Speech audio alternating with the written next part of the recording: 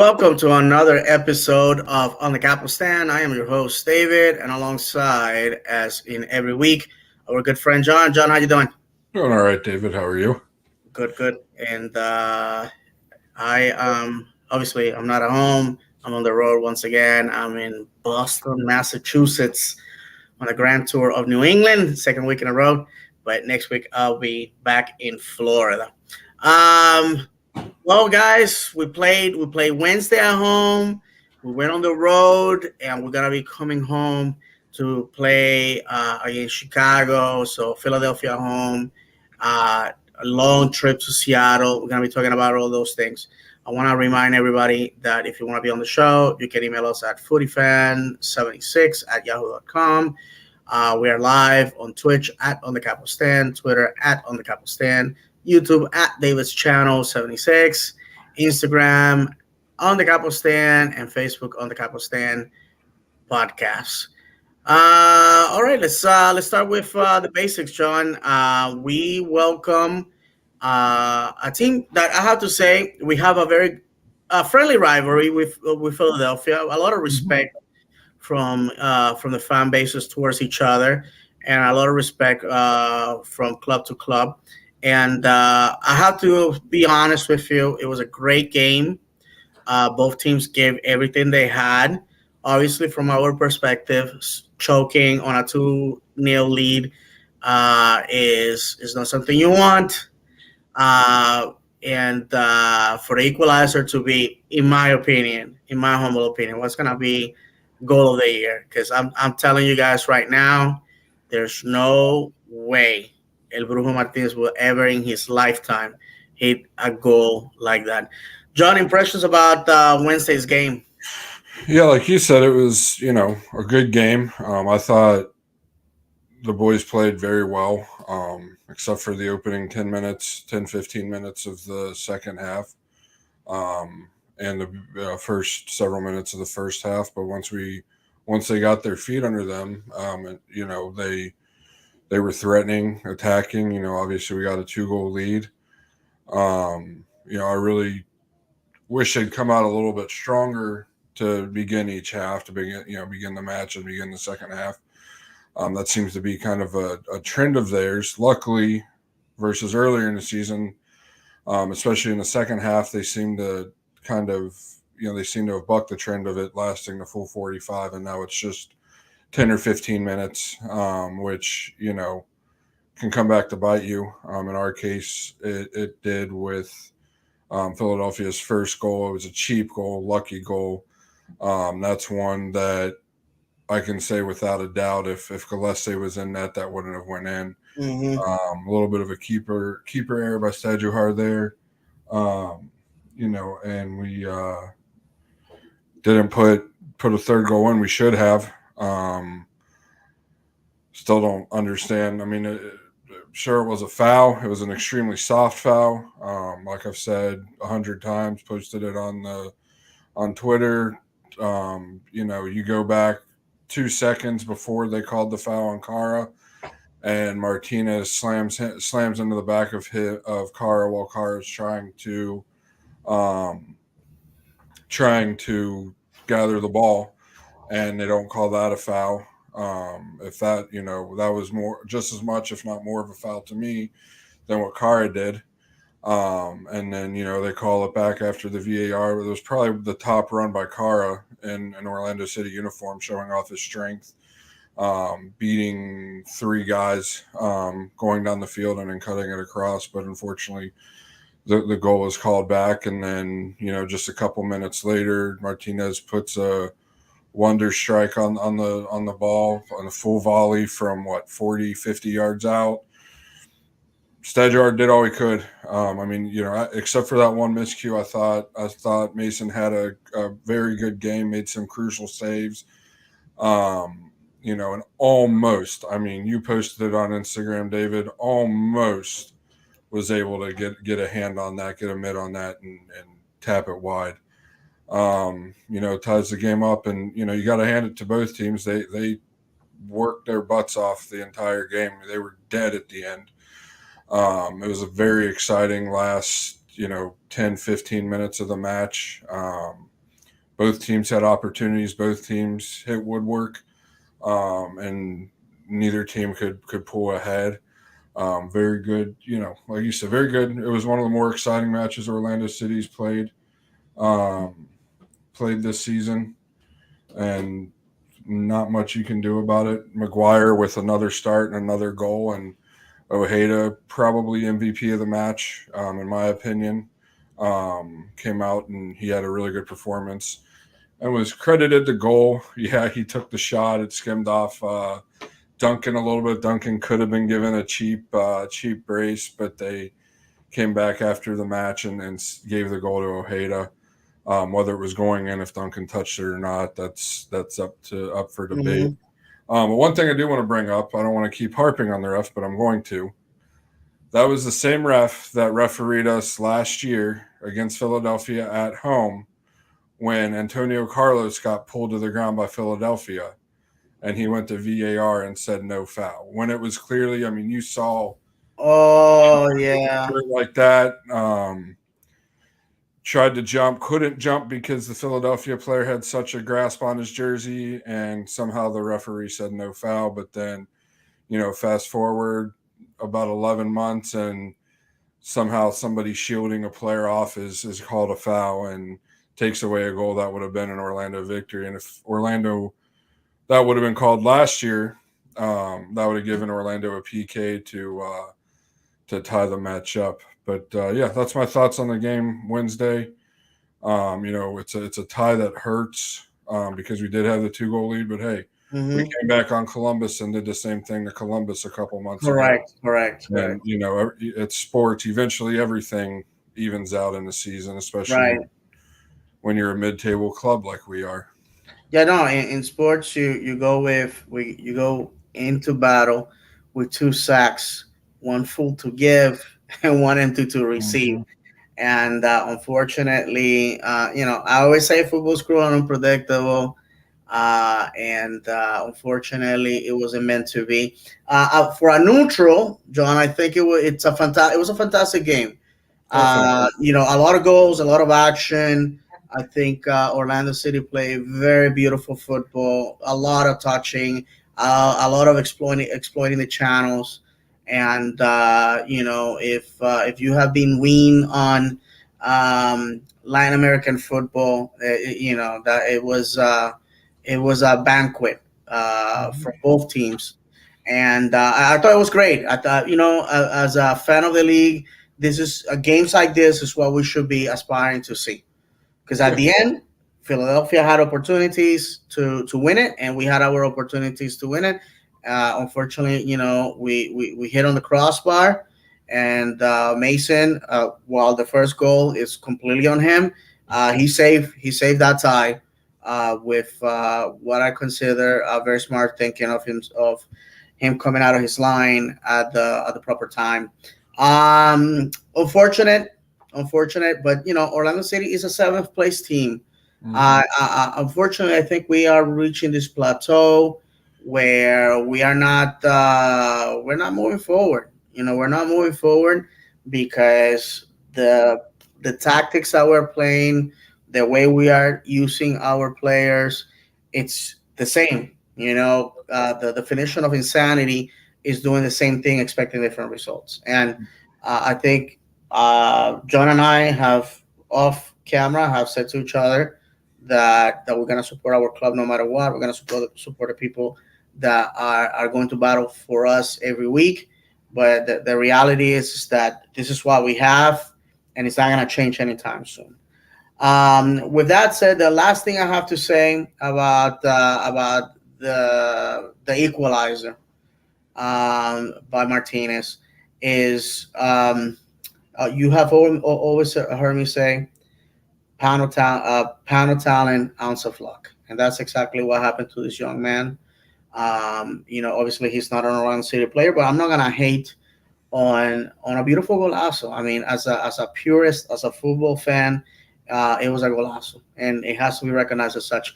I was talking to a friend who told me that he feels the reason why the ball went that way is because, first of all, Martinez hits it while the ball is in the air, and also that Martinez kicks the ball on or where you inject the needle to inflate the ball. If you hit it right there, what causes is a axis effect. Basically, it starts rotating uh, really fast, and what ends up happening is the ball goes straight and then curves and goes away to the keeper's left, and that's exactly what you see if you stop the video. You see that Stoddard goes to stop it, and if the ball had kept the trajectory, he would have stopped it, but maybe a foot in front of his hands, the ball decides to go far left at a higher rate of speed, and at that point the ball goes in. Had Martinez hit that ball a foot behind where he hit it, or had he hit it a foot in front, that ball most likely would have never gone in, or it would have gone wide. Again, the cruelty of the sport. With that said, friends, I think I watched. I wasn't at the game. Unfortunately, I was up here in Massachusetts. I missed the game for that reason. I did watch our friends from Orlando City Fan TV. So the reactions, a lot of disappointment, but also one thing, John, and I want your opinion on this. That is critical to me is that we're starting to see people accepting their result or expecting the performance. And when you start seeing people resignated to that, we got problems, John, because then the fire of wanting to win, the fire of the bravado, the hope that today we're gonna show up, is being extinguished by people who take time and money to go watch the team and to end up empty-handed. What do you Yeah, think? I mean, I touched on it last week when I believe it was William Aguilar commented something to that effect.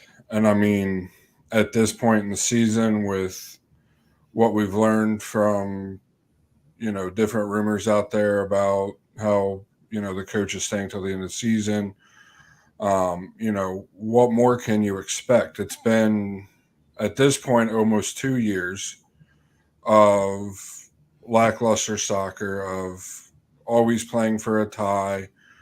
Which we didn't necessarily play for a tie on Wednesday night, Hmm. but it's a mentality, and for whatever reason, Oscar's teams, especially the last, we'll just say 2 years for the sake of argument, have seemed not to get rid of that play for a draw mentality. Now, I know last year we didn't have as much attacking talent as we did the year before, and this year, yada yada yada. Well, guess what? We still won. We still won a trophy last year.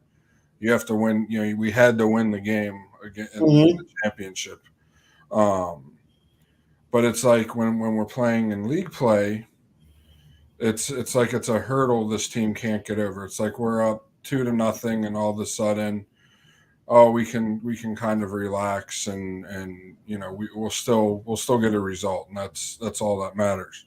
Which this year, kind of, yeah, that is all that matters. If you win a couple games here and there, and draw the majority of them, you're probably going to make the playoffs, because it's harder not to make the playoffs than it is to make them this year, as in the league as a whole. But it's sad to see such a great fan base that it's always been. That we should always go expecting a win, as supporters of a club. We should never expect mediocrity. Hmm. I've said it in the past. There's a reason the great athletes, the great competitors that we know in the past, that's why they were great, is they didn't accept mediocrity. They always thought that, they could go better. Think about Tiger Woods. My background. I was in the game of golf for a while, so I learned about a lot about Tiger, one of the top two greatest golfers of all time, arguably the um, you know greatest golfer of all time, depending on who you ask. Definitely the most dominant golfer when he was in his prime. One thing that he always got a knock for is Tiger, you just won by 10 strokes last tournament in one of the hardest tournaments in the world. Why are you focusing on this little detail when you're obviously the best golfer in the world? And Mhm. his thing was, I can get better. I can win easier then. I can win more, be more dominant. And, we have players on the team that I feel have that mentality, but unfortunately it's not the majority of the team. I would, and Duncan McGuire, you and I have talked about it, definitely has that fire. That goal he scored against Philadelphia, if he didn't, he's not scoring that. Oh, That for was sure. We didn't talk about that, John, but yeah. that was an incredible goal that just doesn't happen if you don't play to win the game. Mm-hmm. And you don't, you play. He mistouches the ball, and instead of pouting about it, chases it down. Slide tackle, so the defender can't get it, and then puts it in the back of the net. It's been a while since I've seen a player of ours put that much hustle to get a score a goal. Janssen, Antonio Carlos, both of them are fighters. They both are out there, for blood, if you will, trying to win. And then Galessa, that's 5 of the, 25, 30 guys that are on the team that seem to really have that mentality. And I'm sure I'm forgetting somebody, I'm not saying they're not competitors, but those are the guys to me that stick out, that have that extra, that edge to them, Mm-hmm. as far as a competitive edge. And, as a fan base, that's why those 4 players especially are so beloved to this fan base. Think about Chris Mueller. Chris Mueller is showing he wasn't that special of a player, isn't that special of a player. But what did he always do when he was out there? He always hustled. Yeah, He was hustle. always a workhorse. And that's infectious to the rest, can be infectious to the rest of the team. And, it's, as a fan, you want to see a winner. And, Absolutely. you and I, unfortunately, with the current state of our coach, and again, this is all due respect to him. This is not, does not show a sign Mm-hmm. of disrespect to Poppy, but with him coaching, and you and I talked about it with Toronto, which we'll touch Yeah, yeah, on, for sure. a little bit later, with them letting go of Bob Bradley, that all these MLS 1.0 guys are kind of getting passed by the league with how the league is playing. And Bob Bradley's one of them, Poppy's one of them, along with a couple others.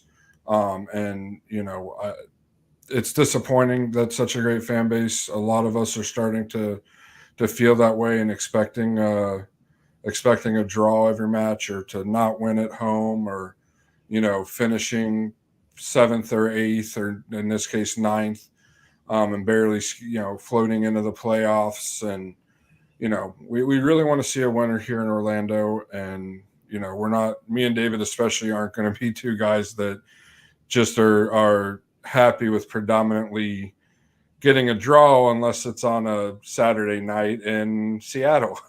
Yeah, for sure. Listen, where do we begin with this?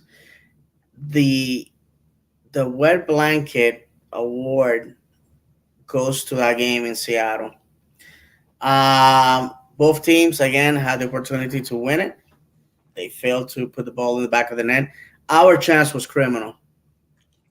2 Criminal. matches in a row, we've missed sitters inside of 10 yards.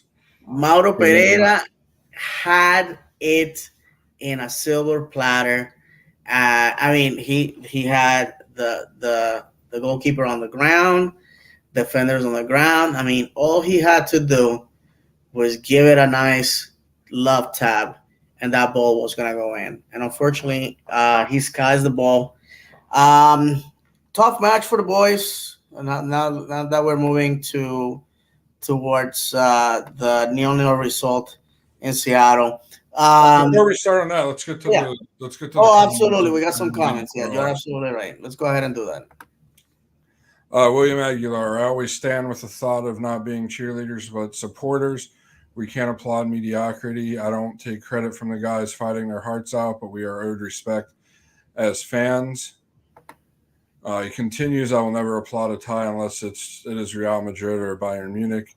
Yeah, I mean, playing with your heart only goes so far. Mm-hmm. How many times have we heard that from Poppy this year? All the boys played with their heart, But That doesn't did you score get goals. did you get the win or did you get a result Yeah, this there's year? no moral victories. They don't Yeah, give points for moral victories. exactly. No, John, I gotta tell you, I watched the game. It was a challenge for me. I don't know if you guys noticed. I'm like super beat up. I woke up at 3 o'clock in the morning to catch my flight. I worked all day. Drove through Boston traffic. Anybody that has been up here knows what I'm talking about. And so I was really tired Saturday since from my last trip. So much so that I didn't do anything Saturday. I stayed home. I slept all day. And the game started at 10:30, finished around 12:45 ish, something like that. And to not even score a goal to me was really bad. The excuses are there, all valid. We played Wednesday, but so did Seattle. We went across country. We went to play on turf, and John and I have this opinion that turf has not been good to us. We fail to win when we play on turf. We usually walk away with injured players when we play on turf. Personally, me as an individual fan, I don't think it has a place in the game of football, especially if it's a NFL stadium, because the pitches on NFL stadiums are designed to muffle contact. They're not meant for a ball to roll. And for those that are not aware of what happens with grass, the ball bounces high, it moves fast, and you can actually maneuver on the grass, meaning that you can curve the ball on the ground. It's easy on the knees. It's easy on the players when they fall on it, and that's why obviously it's preferred to play on grass. Here in the United States, some of the stadiums, NFL stadiums, the problem with that is that it's designed to muffle the bounce. The ball doesn't bounce as high. There's this thing called turf monster, where sometimes your cleat will get stuck, and that's where most of the injuries are coming from. And if you notice, the players when they hit the ground, they have all these like black pellets on the ground that are designed to prevent injuries for NFL players. They make awful soccer, awful football, and so I'm gonna be honest with you, John. If you would have told me, hey, we're gonna get a point out of Seattle after playing a Wednesday game, I would have taken it. The To be honest, the disappointment is that we had the opportunity to win it. I know Seattle had the opportunity to win it themselves, but ours was just went begging, man. Just went begging. Impressions about the game on Saturday night. Yeah, I mean, first off about the turf. I mean, even NFL players are complaining about having to play on turf, and when I was listening to podcasts, I think it was Bussin' with the Boys, which is two NFL players,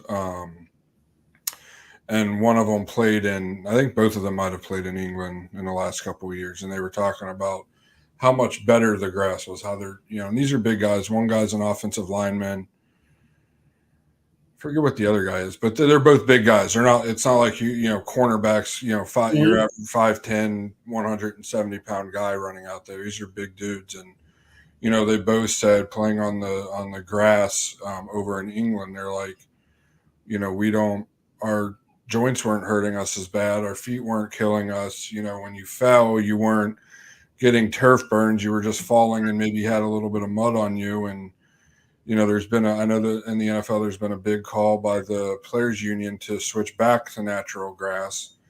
And I believe there's only maybe two stadiums that are true natural grass anymore. I could be wrong, but I know Tampa's one Soldier of them. What's that?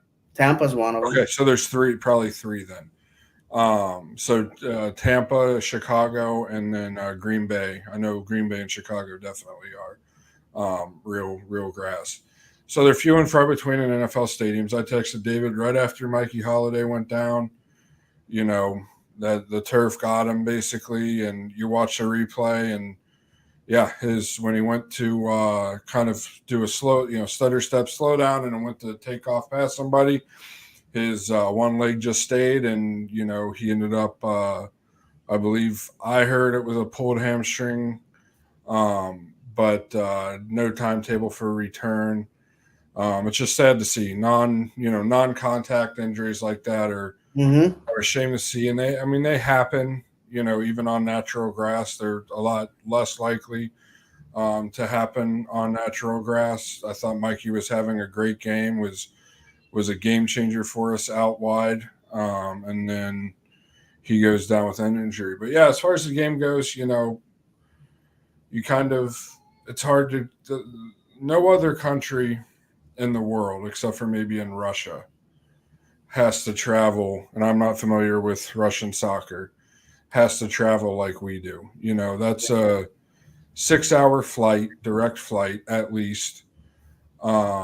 Completely different climate, completely different weather, and then you have to go and you have to play on a plastic field, Mm-hmm. or vice versa. When Seattle's had to come down here, coming from Seattle to down here is a bigger shock for them, to be honest with you, weather-wise. So there's a lot you have to fight. The longest they have to go in England in the Premier League, I believe, is about 4 hours, and that's a bus ride. That's not even a plane ride. So the travel's huge. They really didn't get a day to train um, between matches, which is always difficult. Um, and overall, the match was kind of what I hoped it would be at best. Um, I was hoping maybe we'd steal one, sneak a goal in, which we almost did on a couple occasions, and come away with the win. But unfortunately, like I said, when you started talking about the match, 2 matches in a row, our guys have missed sitters. And then the one Saturday was especially terrible because it was a soft. It was coming towards Mauricio soft, and literally he could have just touched it to the right and passed it into the back of the net, or just passed it into the back of the net where he was, and instead it skies, into the second deck, just like Angulo did on Wednesday night. And it's very frustrating to see that your professional soccer players, that should be one that 99% of the time is put in the back of the net. And the only reason the other 1% it isn't is because somebody from the opposing team blocked it. Defensively, I thought we were very solid. Gillespie, it was nice having Gillespie back in goal. He made a couple really, really nice saves. For a nil match, I thought it was about as exciting as it could get for that type of Mm-hmm. match. Um, there's not much you can say about it except for the missed opportunities, and Mikey's injury, because it was nothing really happened much. No, for sure, brother. There's not much to say. I mean, what can you say about a 0-0 result? It's like, they always say that 0-0 results is like kissing a cousin.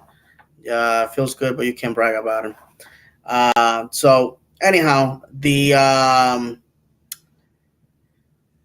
team, when it comes, like you said, as in fact, you're correct. Russia is the only country that supersedes MLS travel. Um, and again, it's ever changing, because obviously promotion relegation will affect how far a team has to go. When Facundo Torres was coming to MLS, the last year that he played in the first division of Uruguayan football, all the teams in first division, with the exception of one, were located within the metropolitan area of Montevideo. In fact, I watched an interview that Facundo Torres had with Uruguayan television, where he said that in Uruguay, he drove himself to the games. Like, he ate, he showered, he got in his car, he drove to the stadium, and that was that. And that's for home and away. And he said that having to be on an airplane or on a bus with his teammates for hours had brought brought a new sense of camaraderie, because in Uruguay, unfortunately, he wasn't getting that, because again, only once in the season you had to really go on the road, and for a country the size of Iowa, I mean, how bad is that? As far as the comparison that you had with English football, I can testify to that. My friends over there in Stevenage last season, the biggest trip was to Carlisle, which is on the border with Scotland, and that was about a 6-hour one-way trip. If you take the In my train, car. yeah, exactly. I mean, 6 hours is nothing, man. I mean, that's what's that? From Orlando to You're Pensacola? not even to our second closest team, MLS team by that time. Yeah, for About sure. a 7 hour drive to Atlanta. Yeah, Atlanta. Yeah, you're absolutely right, and that's one of the things that I don't think I shared this.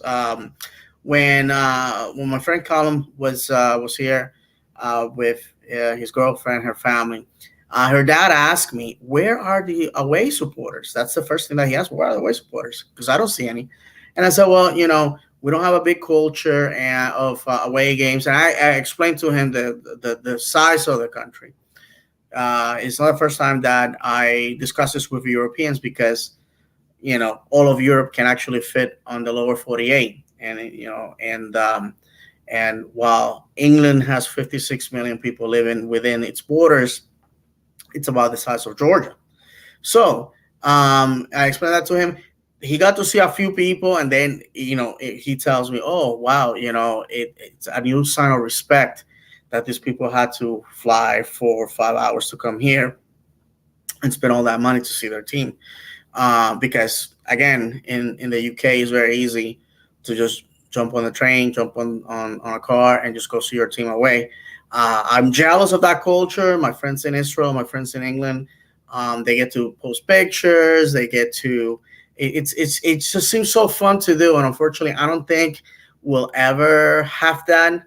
On a side note, I think that's why I would love for our Floridian teams to maybe come together in the off season to establish some sort of tournament for everybody to play together. I think it will foster in-city rivalries. It will foster in-state rivalries, and it will be a lot of fun. I think, unfortunately, sometimes MLS forgets that they are they are missionaries of our sport in our country, and that it's okay to cooperate with other leagues and other teams, but pretending that everybody else doesn't exist is never gonna help our club in any way. We have a comment, John. Let's see here. William Aguilar, I'm planning to go support Orlando on the road to Atlanta. Any tips? First time.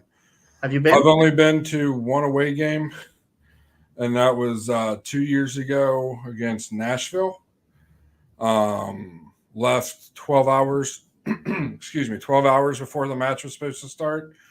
It was supposed to be about a 9.5, 10-hour drive. We ended up showing up at halftime.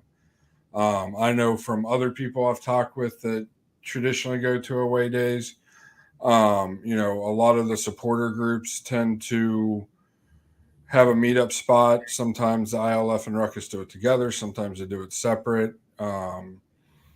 Reach out to them. A lot of times on Twitter, different fans will post where, they're going to be meeting up with their friends.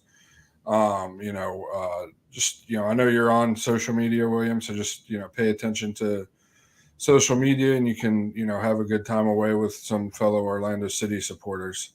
No, and for be sure. as loud as you possibly can, and as obnoxious as you possibly can. Absolutely. I haven't been, unfortunately, to an away game yet, but with Atlanta specifically, there's a lot to see. My advice is, if it's a Saturday game, which I believe this is a Saturday game. I believe so. Yeah. If you can, I will suggest to leave the day before, so you can go sightseeing. Atlanta has a lot to offer. It's a beautiful city. Go to the aquarium. The aquarium in Atlanta. Yeah, I've there's never a lot been, of but I stuff. see videos all the time. There's It's one of the things I really feel like if it's your type of thing to go see animals, it's second to none. I mean, they have at least one, maybe if not two or three whale sharks in No, there. absolutely. I suggest flying. It's the fastest, is the most comfortable way to get there, stress free too. And then you get to go to the game. Again, just like John said, check on social media where people are gonna be getting together, and then go to the match. Also, ask if there's gonna be a section designated for Orlando City fans. That way, you can sit with them. I mean, the beauty in our country is that we do a lot of things wrong, but in football. But one of the things that I personally very proud of is that people can sit in mixed company and respect one another. I personally haven't seen videos of people fighting in the stands that you see in all the sports, because I think the MLS supporter is holds it's him or herself at a higher standard. So I hope you have a good time. Like I said, um, personally, I have said that the day I retire, one of the first things I'm gonna do is in my bucket list is to pick a season and follow my club to every single away game. That's my goal, and write a book about it. Um, if you have to pick in MLS cities to go, I'll say my top five have to be DC, New York City, LA, uh, Seattle, and Denver, which is Colorado Rapids. I think those cities have a lot to offer, and it's super diverse and different than Orlando. So I think you're gonna have a good time. The reality is that going on away games is very feasible for us. If you don't have responsibilities like I do, wife and kids, and you got the money, by all means, go for it, enjoy it. I think it's something that every fan should do at least once, and I wish you the best with that, William. All right, so let's go ahead and move on to our next game, and it's gonna be the homecoming of a young man by the name of Chris Mueller. I gotta say one thing because I know he's the elephant in the room. Chris Mueller, fantastic individual. I think I remember Chris always remember the fans. He always was kind. He was a hardworking individual. I read his book. He has a philosophy of going and believing that he can do anything he wants as long as he works hard for it. I think that's a fantastic attitude to have. He was told that he was never gonna play professional. He was never gonna play in college. He did. He became a champion there. He was told he was never gonna play professionally. He did. He was told that he was never gonna play overseas. He did. He was told he was never gonna play for the national team. He did. I mean, he's a young man with a lot of drive. Now, a former Orlando City employee and I had a conversation, and he told me that Chris Mueller is a player that needs to understand that sometimes in life, MLS is your ceiling, and that's perfectly okay because there's people that don't even reach that level. And Chris Mueller's idea of going to play with to Europe was an idea that his agent put in his head. It was a bad decision, in my opinion. For those that never kept with what happened in Hibernian, first of all, it's one of those situations, and I'll make the story short, so I don't want to take too much time away from the mic for John. One of the things that we have discussed in this show many times is that a lot of people want to go to Europe for the sake of going to Europe, and we have jokingly said, hey, if you want to go play in the first division of San Marino or Monaco, just to say I'm playing in Europe, go ahead. The reality is that it's not the same as playing in England, playing in France, playing in Germany. Scotland has 5 million people. It's a very small league, very demanding. The Hibernian fans were desperate for success and for results. and he comes in halfway through the season. The manager that hired him, signed him, was let go. So immediately the new manager comes in and goes, "This guy's not of quality. This guy's not what I need." As he should have, because you have to find scapegoats in order for yourself to be given another chance. One of the things that happens in British football is that you're basically hired for, and you can be terminated at any moment. There's no such thing as, oh no, he's under contract. You can't touch him just yet. No, guy's not working out of here. This is how teams, especially in the lower leagues, end up with 4 or 5 different managers in a season, and that's what happened to Chris. And I'm not mad at him. I know that some people say, oh yeah, he sort of gave up on the team or quit or was upset that the club wouldn't let him go, etc., etc.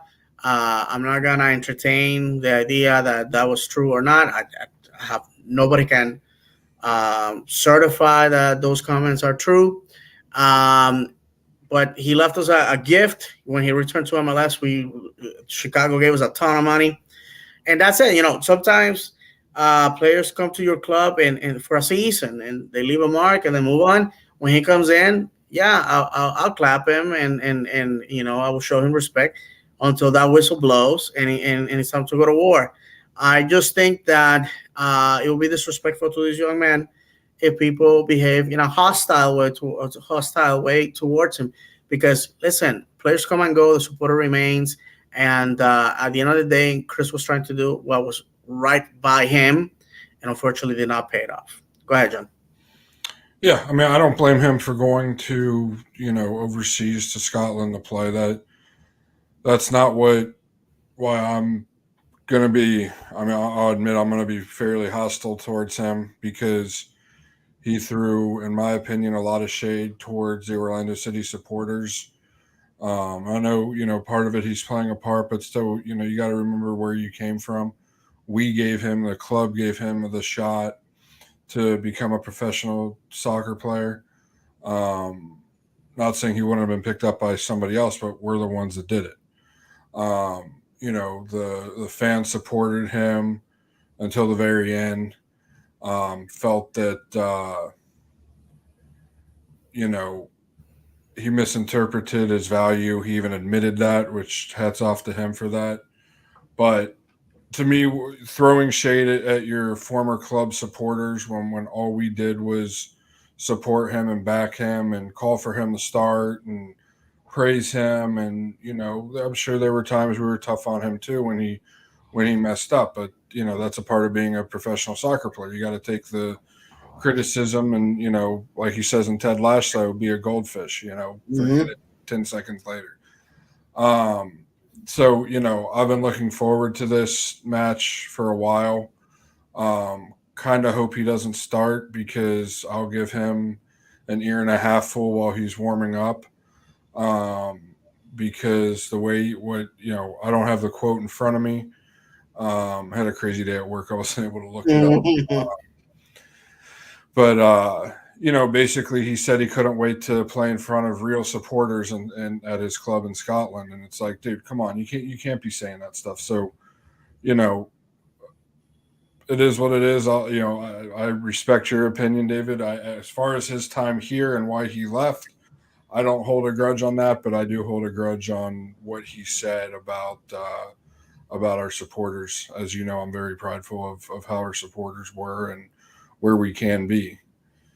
So, but as far as Chicago, the match goes, to me, it's a very winnable game. Chicago's not that great of a team this year. They, they're below the playoff line, I believe. Yes, they are. So you know what that means. You gotta win it. Yep, they're below the playoff line with only 23 points. And I'll be honest, if we draw or tie, there is draw or lose, there is a very good possibility that we'll be sitting in ninth place. Because if Montreal and DC both win, DC will be tied on points with, and this is if we draw, we'll be tied on points with DC, and if they win, they'll have the goal differential on us by 1, but they'll have Mhm. the goal differential, so we'll drop to 9, and so it's almost a must win. We're over halfway through the season. The season's winding down. I believe I counted the other night. We only have 8 home matches left on the season. 8 home matches, 7 away. I believe is correct. I could be completely wrong on that. But the season's coming quickly to an end, and it's Oh only yeah, it's almost July, not my even friend. July. By the time we get back, it's gonna be July the Mhm. next week, Yep. and half the first 6 months of the 2023 year are gone, and this is why. And I'm sorry to interrupt you, John. No, you're fine. This is why I get I get my socks in a bind. People are like, oh, the season's half done, sir. I'm sorry, guys. Before you even know it, it's August. And when it comes to Chicago, last 3 games have been 2 1-0 victories for Orlando and a 0-0 result. That was that way because the goal scored by the legendary Junior Urso was taken away. You know, and right now the series stands at 5 wins apiece and 6 draws. Um, Listen, nothing personal against Chicago. I know they're not having their best season, and they have been a club for a long time in this league. But I gotta tell you this, my friends. This Saturday has to be a bloodbath. We gotta win at home. We gotta win at home. We gotta win at home. We haven't. And a team that is below the playoff line, it has to be a win. We are a mediocre team. I'm sorry to tell you that. If you want to be told that we are great, that we're gonna lift trophies, we're gonna do all that, there's another podcast that is live right now. I invite you guys to go watch that right now. Go over there, and maybe you can catch this later on the week during the week. But the fact is that I'm gonna tell you the truth, and the truth is very clear. So we're a mediocre team, and the way we're gonna make playoffs is by beating the teams below us and pray to God that we get a tie or we get 3 points here and there on the teams above us. Um, the fact that matters, we gotta win, and And the next two matches are 2 of the most winnable matches. At this point in the season, you're basically established as what you are. mhm, Orlando City, what we are, we're a middle of the table club. We're going to make the playoffs. We may win a game against, the ninth seed.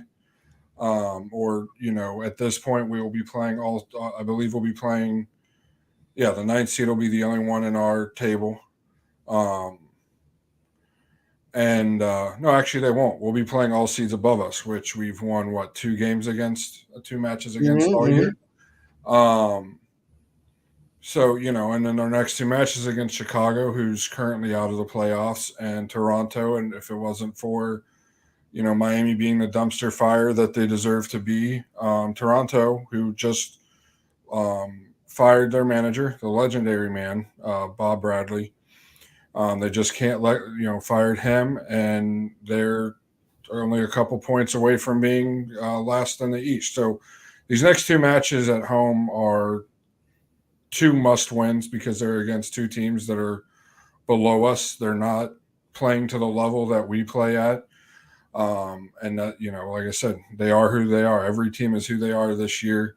The July transfer window can change that a little bit, but it's not going to take a last place team and vault them to No, for 8th sure. place and make the playoffs. I And, don't care if it's the greatest player in the world in his prime. It's not going to happen.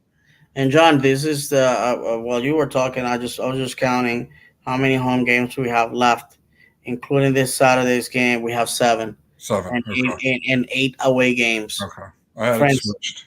that's troublesome Yep. because what that means, not counting the Leagues Cup, okay, not counting Leagues Cup's games, that means that in the month of July we have 2 home, 2 away. In August we have 1 home, 1 game at home. And then in September, we have 3 games at home. And then October to finish the season, we have a game at home against the New England Revolution. Because so that's gonna be a tough match. Mhm. Uh listen, um, August is a critical month for the club. This is when the season ticket holders are asked to renew. I'm on the fence. I'm gonna be very honest with you guys. I am as well. Fence about renewing, because you know I know that on social media people want to portray themselves as a riot, the hardcore, I'm gonna die on the saddle with this club and all that, and that's great. I'm not a rich person, although the legendary David, that character I created, goes around telling people he makes more money than other people. I'm gonna be honest with you. I have a family. I have kids with medical needs. I have bills to pay just like you, and the games at the stadium are a luxury for me, at least. And on weeks like this, where I have not been home, I have been on the road. I have been spending more time riding an airplane than doing anything else. It's when it dawns on me how hard it is for me to earn a living. And when I go to the stadium, I expect excellence. A game like Wednesday against Philadelphia Union, I can't get mad at that. I really can't get mad at that. It was a great team that we played against, and unfortunately, the refereeing decision didn't go in our favor. And at the end, it could have been anybody's game. And if I would have been there, I would have left satisfied that we played to win the game, and it wasn't in the cards. And I think I thought it was a fair result for both clubs. But what happened against Atlanta? What happens against New York City? No, you just Charlotte. Charlotte, Charlotte, Charlotte, and then you let them eliminate you from the tournament. You are the defending champion, only to see them get eliminated by a USL team in the next round. I'm sorry. No, no, no, no. Again, I think I have been very vocal expressing my dissatisfaction with some things to the club, and honestly, they see me as a cash cow. Oh, David loves the club. He's gonna be here. No, when they asked me when they asked me on that little box, why are you not considering renewing? I told them, as long as Oscar Pareja is the manager of this club, you're not getting my money. I'm sorry. Go find some useful idiots in the streets. Some cornhole champions, some grill masters in the tailgates. Those idiots will show up because they go on social media acting like morons, saying, "Oh, the team doesn't owe me anything. I'm here to have fun with my friends. Football is not really entertainment. Football is life. If it is, my friend, if football is life, then you should live by the motto of that. Yeah, we should win. I John, I feel that one of the criticisms that have been given to our league, the fact that we don't have relegation, is true. People will eat mediocrity or mediocrity, however you say it. Hmm. They will eat it. They will eat it. You know why? Because I have said this many times, and I've been very quiet and very passive, because I've been outside of Twitter, and people tell me things. The moron that tried to insult my character on Twitter, uh, attacking our podcast account.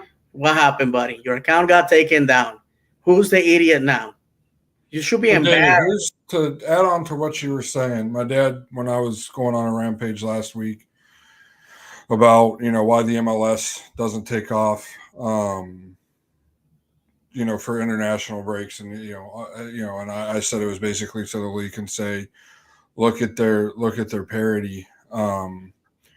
You know, basically my dad doesn't know how to comment on YouTube. I tried explaining it to him. I said, "Why don't you comment?"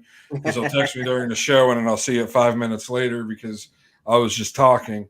Basically the quote goes, "Equity prevents a superior product," and it's great. That there's parity in the MLS. It makes it exciting. You know, this year a lot of the vast majority of the league will be fighting for that last playoff spot, or a home game in the playoffs, or whatever it may be. But the fact of the matter is, it's never going to catch the big dogs, if you will never be a top 5 league, never, barely be a top 10 league, and, years that it's at its peak, until things change in the MLS. And that's roster Winning has rules. to matter, my friend. Yeah, that's roster rules. That's all of that stuff. So, people being okay with the mediocrity of a team, like I said earlier, I don't understand it. If you go to the Orlando City games to have fun with your friends, good on you. That's good. To me, having fun with my friends that go to the games is the bonus of Great way of putting it, John. Of going to the matches. I go to the matches to watch my team and to support my team to a win. And it's just so, like, for instance, last year when my son was very young, we went to, I think, 3 tailgates all season. We went to about 8 or 9 matches. Left him with his grandmother for her to grandmother and grandfather for them to babysit. And, my girlfriend and I went by ourselves. We didn't need that. We went because it was just us two. It was kind of a date.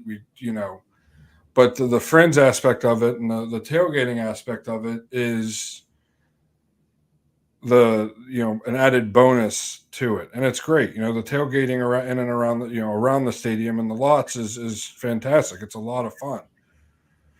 But as a fan, as a competitor, David, I know you feel the same way as a supporter of anything, of any sport, professional, amateur, whatever it may be. You got to want the team to win. You got to want the team to do better. And I'm in the same boat as David. This is my first year being a season ticket member.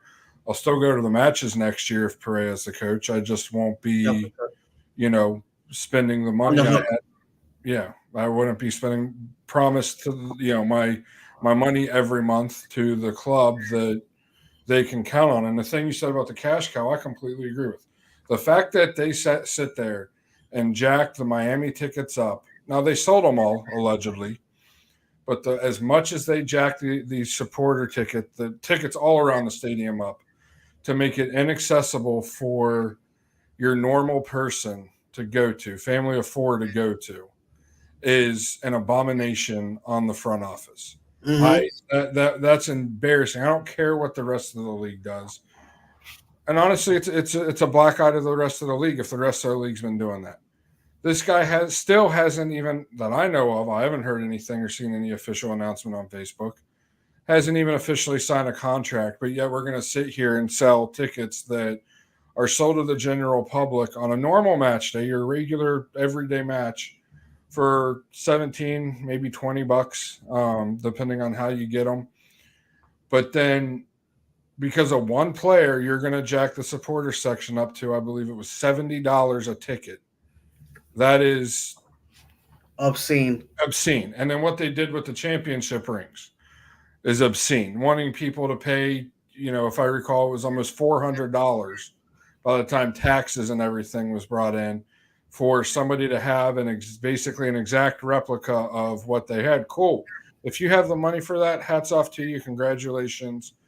I'm happy for you. But for the regular person like David and I who have, and my family's small, I have one son.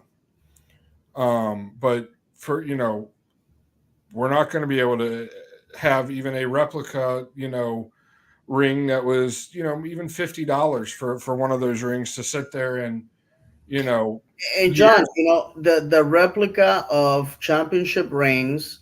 I believe the cheapest that I got to see was Columbus Crew, who won the MLS in 2020, was $40. Like I said, there was no reason for the fan base to be milked for them. I'm gonna be honest with you. At $400, that's not a replica, bro. You're getting Yeah. the player's ring. No, The that's what I player's ring. mean. Yeah, yeah, yeah. But it was put out to fans as, do we want, basically the poll was, do we want replica rings? Yeah, And yeah. obviously overwhelmingly they said yes. Heck, I know from people that I know that are fans of other professional sporting teams, baseball mainly, when their team has won the World Series, and this is in the past 15 years, we'll say it's been 11 years, they gave replica rings out upon entrance to the stadium. So for them to for our front office to sit there and say, "Oh, fans, you can have a ring for almost $400," and cast the regular person aside and say, "You guys don't have the money to enjoy that," is ridiculous. It's shameful. The beautiful thing about soccer is, oh my gosh, I can't remember his name, and it's embarrassing because I'm on a tangent. Manchester United's old manager. Oh God. You guys know who I'm talking about. Coached What in the about? 2000s. I can't believe I can't remember his name. It's embarrassing. But he said the beautiful thing about soccer, football as he called it, and we'll get to your guys' comments in a second once I'm finished here, is that, and you guys can look the exact quote up, is basically the everyday man works Monday through Friday just to show up. Thank you, Jared. Yeah, Yes, yeah, I Sir remember. Alex Ferguson. Um, and but he basically said the beautiful thing about soccer, and what kept his motivation, is that the average person works their butt off Monday through Friday or whatever their shifts may be to come and see them play for an hour and a half on the weekends. And here in the United States, I feel like we don't have that. That's part of Alex our Ferguson. sort of, yeah. Jared commented on it, Okay. off the screen. Yeah, Sir Alex Ferguson. In the United States, we don't really have that too much. The cheapest tickets at if you're buying it from the box office from Orlando City, are $17, which isn't bad. But a family of four, once you include fees and everything's almost $100. Then you include going into the stadium and paying their outrageous prices, which every stadium's this way in America. They're or in the United States. Their outrageous prices for food and drinks inside the stadium. Hmm. It's unaffordable. Me and my family growing up, we were big Cincinnati Reds fans. I'm still a big Cincinnati Reds fan. From the time I was about 7 years old to the time I had a job and was driving myself, so I think it was 17, 18 years old, we would go to one Reds game a year. And that was on usually a day game because we were homeschooled, so we had the availability to do that. It was usually like a day game in September where my parents knew nobody would be at the game. Tickets would be extremely discounted. And we pretty much knew that we were only getting, two large drinks to share at the game, and that was it. And part of the beauty about the game overseas is how, I know it's less of a family atmosphere than it is here, but it's way more affordable over there. And I'll stop because I can go on a tangent for this for No, no, three. I hear you, brother. No, and that's good to talk about. Our show doesn't have any strings attached Mhm. to the club, and we're free to say whatever we want. This, unfortunately, you're not gonna hear it anywhere else because, well, but it's fair to to fiscalize, to oversee what our club is doing, and when they do things that are not to the detriment of the fan base, we have to point them out. Listen, the reality is that in Europe, first division football has in most countries it's above what the normal working Mhm. class individual can afford. The resurgence of lower league football in England. And I'm going to speak about England is what I know because Yep. obviously Stevenage, and it to me is amazing how the last 4 years how they have forged me as a football fan, as a connoisseur of English football. Because I could have been like everybody else and picked an EPL team and follow that, but the beauty is I got to follow my club, which I love. I think at nauseum, I have said that here. I have talked about Stevenage. And the thing about it is that the resurgence of lower league football is because people can't afford to go to the games. Stevenage is a short 20-minute drive from North England, from the stadium for Arsenal. And the fact is that while a lot of those guys love to watch Arsenal on TV, they're at the stadium supporting Stevenage on Saturday because right now a season ticket at Stevenage, the cheap seats, 300 pounds for the whole season. That's 22 home games, my friends. That's 22 home games. And a lot of my friends, a lot of people that I know, they know not only do they go to games at home, they go on the road as well, and that brings expenses of its own. Um, what I feel is that we're pricing out the fans. Unfortunately, we're pricing them out. We are, we took football away from over the air television. I think the partnership with Fox 35 was beautiful, and with Channel 27 as well. We took that away from the air. We put it in cable. Then we took that away from cable. Now we're putting it on an app, um, and we keep creating wealth that it looks good on the balance sheet at the end of the season, but unfortunately, it does not create supporters, does not create fans. I have said, and I know that a lot of people listen to our show to go gossip to the club or what we said here. So if you continue to do that, please listen to this part that I'm about to tell you and go tell them. This is the part that I want you to tell them. Okay? The fact is that I would love to see our Orlando City Foundation more involved in our community to develop more love for the game.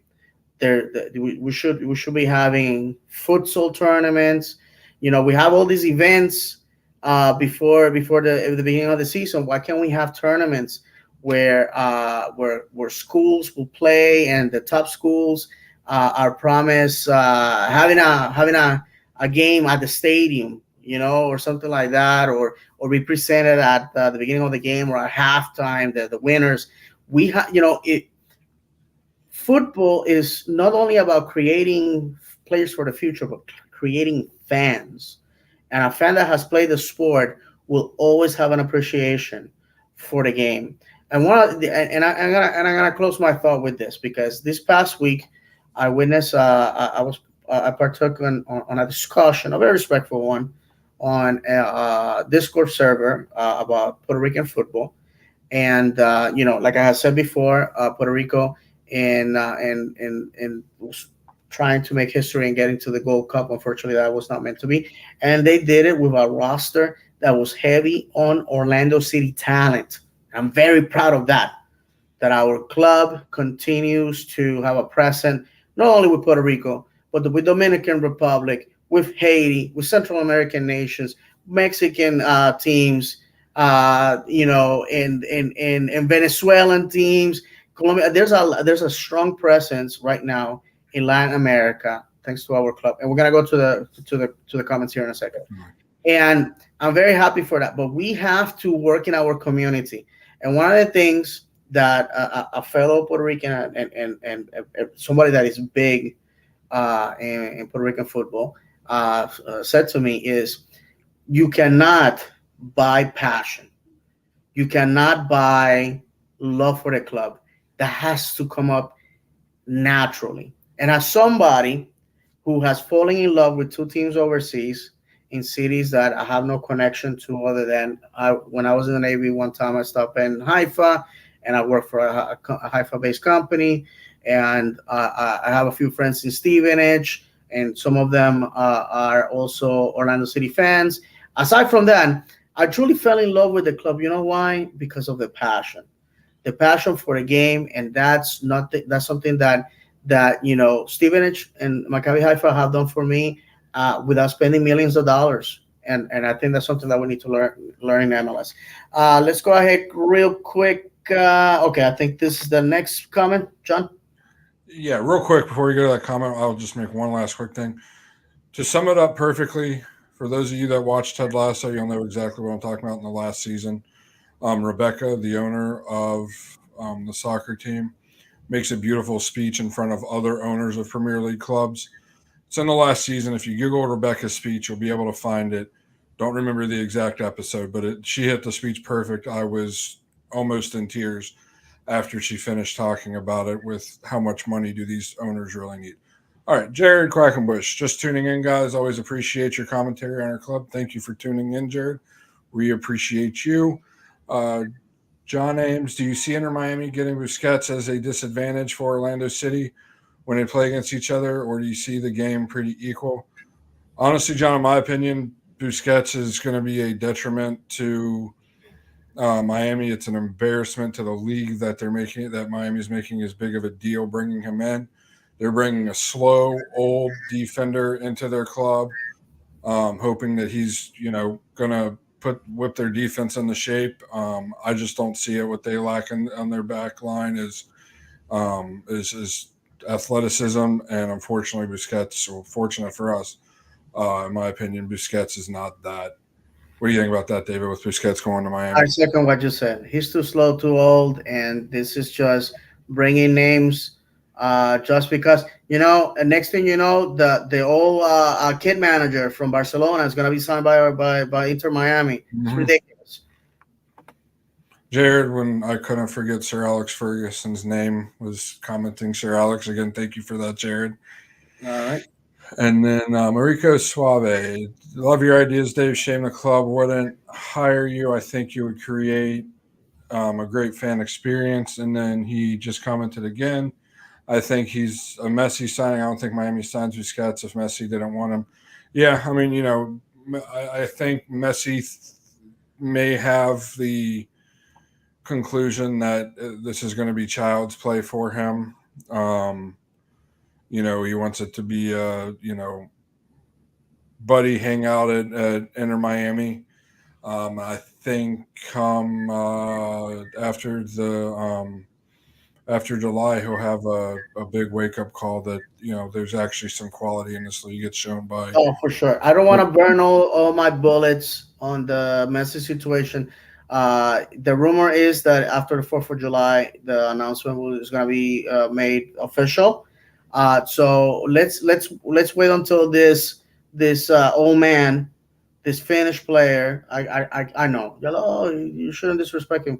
I'm telling you, Messi's about to find out he should have stayed on the porch swinging with his grandchildren. I'm telling you right now, this league is gonna eat him alive. We're already seeing what other people that say, "Oh, I'm gonna go to the league, smoking cigarettes and scoring goals in bunches," and this league is gonna eat him alive. We have our friend Jared Quackenbush that's gonna come on in a second, and I wanna address this from our friend Murico Suave. The club under the leadership of our GM had focus groups for the season ticket holders last year, and I was fortunate to be in one of them. And there was a lot of ideas that were presented to them, a lot of ideas that were implemented, and I thank Jared for his leadership and his desire to change our fortunes.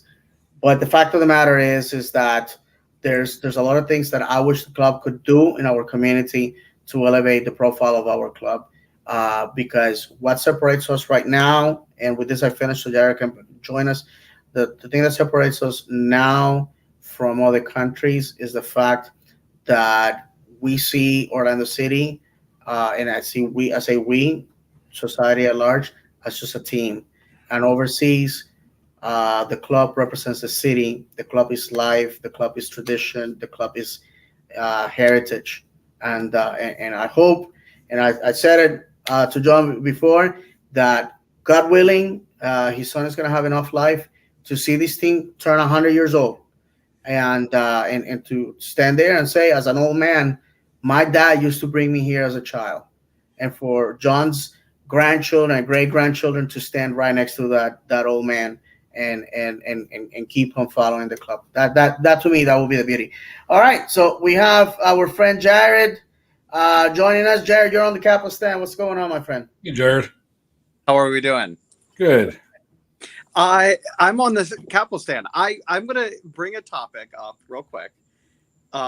Something that I've noticed all season long.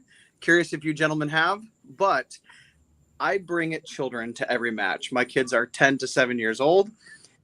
And the blessing of that is I do get to take them to matches, but we go to the bathroom a lot. We get snacks a lot. And I'm thankful I get to do it. It's the fun part about being a dad, I guess. Have you guys noticed? We don't score often, but when we do, I think I miss every goal when I'm in the concession stand. Hear me out. And have you noticed I can't see the goal because there is American football on the TVs at concessions? Really? There's softball, which was this last match. Mm-hmm. There was softball games on. There was also a Tampa Bay Rays game on this on the TVs. So it has become a thing. I didn't know if you were aware. I brought it up, I don't know, a couple matches ago on a Den After Dark, and they were shocked. They told Jared Dillon, and he was like, that doesn't seem right. Let me see what I can do. But every match now, it just becomes a game of let me go get a snack and take a picture of what sport is not live. Wow. So I've been having fun with it, but I was just curious. I mean, I missed the first goal last week. I was in line. You'd think you'd be able to see it, but no, I saw the center fielder catch a pop fly for the Tampa Bay Rays. That's crazy, man. I've noticed that, Jared, and to compare it to other sports, I don't know obviously what sporting events you go to, but I already brought them up today. The Reds, for instance, they have throughout the concourse, every once in a while you have TVs with the game on. You have the radio call where you can, unless the crowd's cheering for something, you can clearly hear it. But if you hear the crowd cheering, you usually can swivel your head one way or the other, see Right. what's happening, because there's, a 5-second delay or so. Mm-hmm. You can see what's happening and join into the cheering. Or if you're sitting there in the bathroom, it's on the speaker in the bathroom and you can hear what's going on. But yeah, I've noticed that, and that's a huge miss by the club. I think they're aware that they want to make I heard at the offseason, they want to make the stadium viewing experience throughout the stadium better. But every week, gentlemen, pay attention to that. David, next time you go walk halftime, you walk past one of the concession restaurants. I know where your section is. There's those little booths, but where the actual restaurants are, where they have the TVs. I sit in the section right above. I sit on the south side, second row, right above you guys behind the goal, right behind you. And that I can't even see the replay. No, I'll tell you what, I think you have given me a great idea. I think when we have downtime, John, we probably need to do a show about the status of the club and what's going on game day and things like that. I think, to me, I pound on the crowd that is just there to have a good time, because I'm a purist. I have said it before. I show up for the games. I get out of my car 15 minutes before kickoff. I walk in, watch the game, blah, blah, blah, leave. Some days I stop by the OC Fan TV folks. I get in my car. I go home. But that's not everybody. People wanna make a nice day out, and I think that's critical too. And I have to admit that sometimes my criticism may be too harsh on people because they're not about the winning. Well, that's great, but at the same time, I'm eating my own words by saying it.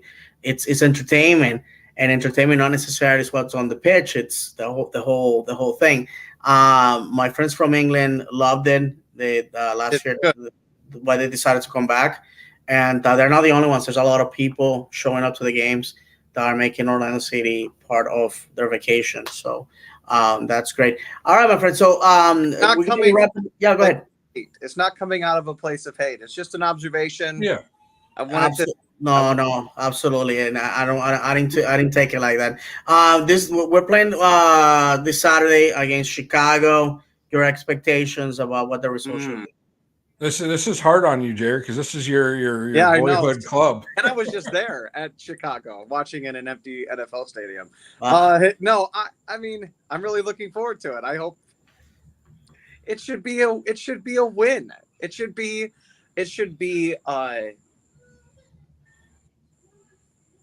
I don't know what's the word. It should be An expectation. dominating performance. Mhm, So mhm.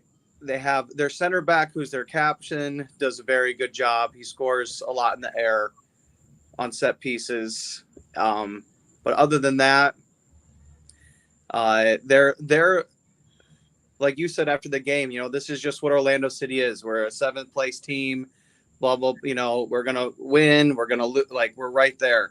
Chicago's kind of predictable, the same thing, but they're just a couple spots under us. So I watch a lot of their matches, and the performances are all pretty on par, underperforming. Like they're not the best club. So I'm expecting a good match. I hope. I bought a scarf in Chicago. I won't wear it to the match. Okay, but I'm expecting a good time. So absolutely. But it should be a win. It shouldn't even be. It should be a decisive. Listen, I cannot say this, and it's gonna make me unpopular. I get it. If we lose against Chicago, then maybe we need to start thinking that we're missing the playoffs. And I'm saying that because honestly, these are the games at home that you should be winning, and and at this point, and I don't know, Jared, if you saw when we were discussing how many games are left. There's, counting this Saturday, 7 home games, 8 away games.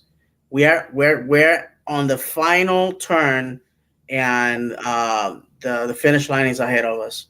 So we have to win. I don't know how we do. Did you talk about the quick turnaround between Saturday and what is it, Tuesday? We haven't touched. We haven't talked about that. Well, that may be for next week. I don't even know what to expect as far as which game should I take my family to? Which am I going to get the A team? I don't even know. So, but we're going Saturday. We're going to have a good time, and we're going to try not to go to the concessions only at halftime. So I don't. There you go. All right, my friend. Well, thank you again for being here, and we expect to see you next week. Okay. Yeah. Hopefully, we'll see you at a match sometime. I'll definitely reach out. Yeah, for sure, brother. For sure. All right, all right, my friend. Thank you. All right. Yeah, at Saturday games, definitely I'm gonna be there. During the week is difficult for me. And John, it just completely went over my head because he's right. We're gonna be having that game on Tuesday. I'm here thinking, oh yeah, next Monday. But the fact is that friends, John and I made the executive decision that next week's show is gonna be on Wednesday. That way we can give everybody the opportunity to enjoy both games and then listen to us discuss the games. And that game in particular, 4th of July weekend. Traditionally, Orlando City loses the 4th of July game. And funny thing is, the last time I went to Puerto Rico in 2017, we lost the 4th of July game, which was on a Tuesday. We lost it, and it was and I was flying to Puerto Rico that Saturday. Well, guess what? It's another Tuesday. It's 4th of July, and I'm flying to Puerto Rico on vacation on Saturday. So that game, friends, is against Toronto. Toronto just fired their manager. Toronto right now is sitting 14th, just a few points ahead of Miami, which oddly, this is insane. This is the craziness of football. Toronto has won 3 games versus Miami. Miami's 5 wins. But the problem is that Miami has tied 0 games and lost 13. That's the decisive factor there. That Toronto has 10 tie games, which is obviously 10 points, and that's what gets them ahead in the standings. Um, Real quick, because obviously we're here nearing the hour and 30 minutes. Toronto has to be a win. I know it's a short turnaround, but the fact of the matter is you're at home. You gotta win. It's a Canadian team.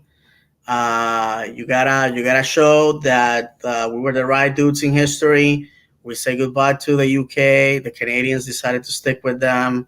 We gotta remind them that it was a bad deal, and we gotta win, and we gotta win, and we gotta win.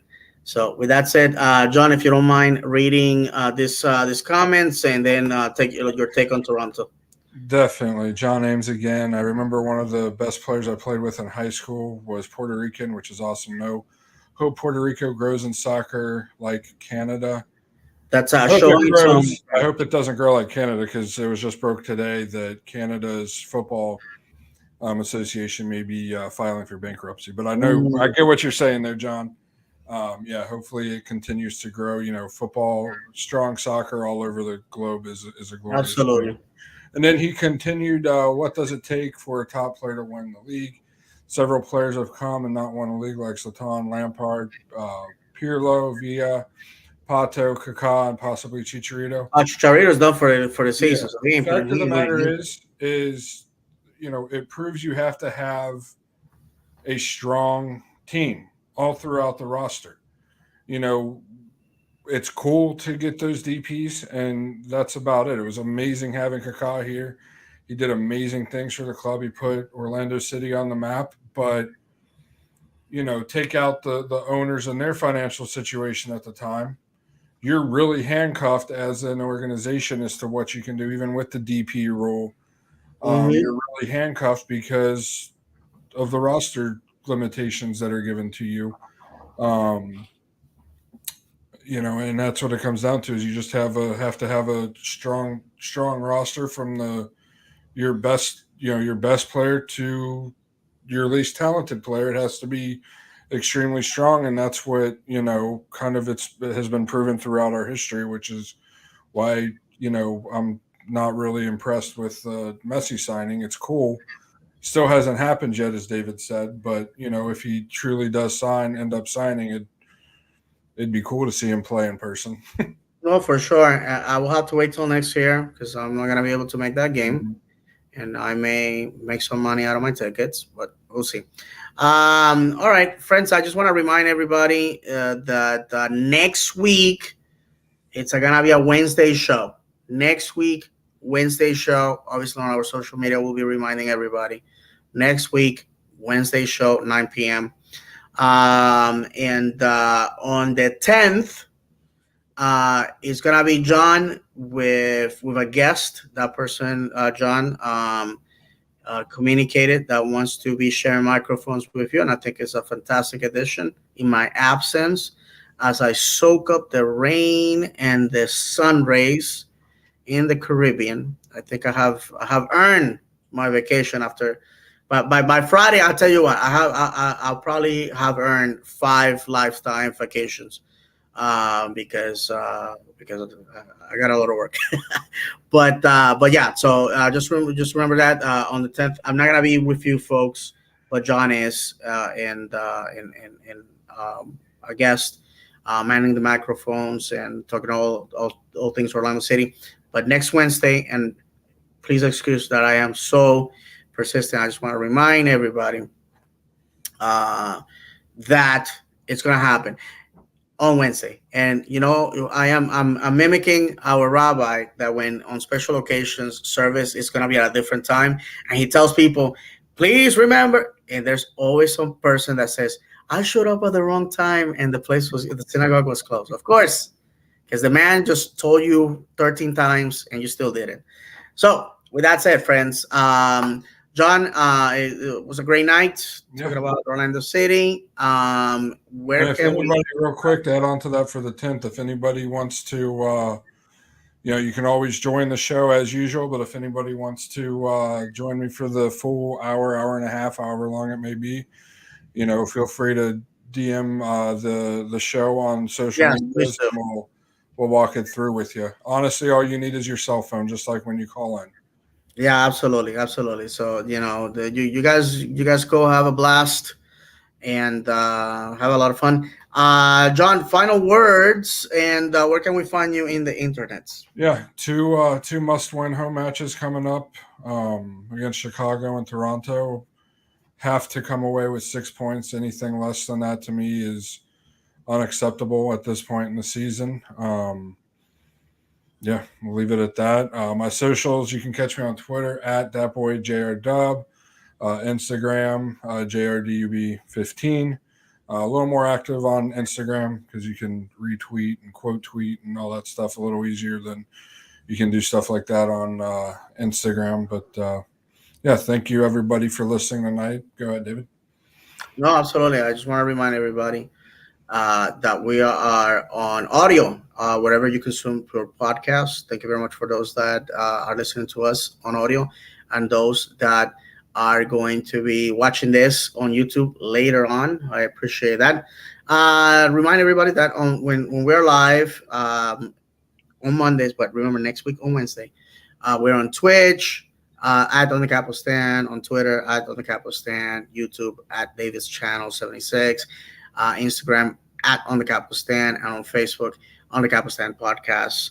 That's where you can catch us. Please share the show with everybody. Again, the purpose of the show is to be open platform for everybody to be able to come on the show.